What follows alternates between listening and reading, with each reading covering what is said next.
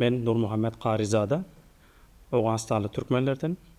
Oğuzstanda Quyaş Yardımlaşma ve Kalkınma İnsanperverlik Kurumasının başlığı ve şu vakt Almanya'da kültürler ve medeni faaliyetler uğrunda işlerimizi yürütüyoruz. Bilirsiniz yani yıllardan beri Oğuzstan'da farklı uğurlarda vatanımıza ve halkımıza hizmet edip geliyoruz.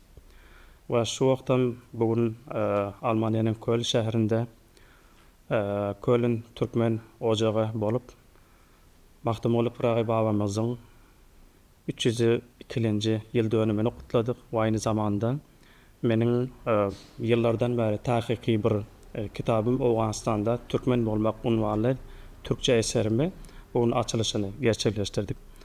Ve aynı zamanda Bol Türkmen Ocağı'nın 30 yıllık yıl dönümünde kutladık. Elbette bilirsiniz yani Oğuzstan'da asırlardan beri yaşak geliyor Türkmenler ve Türk halklar hemişe ikinci sınıf vatandaşı olup muamele görenler ve köpler tarihte öz dili, tarihi ve medeniyeti bilen sinanıp gelenler.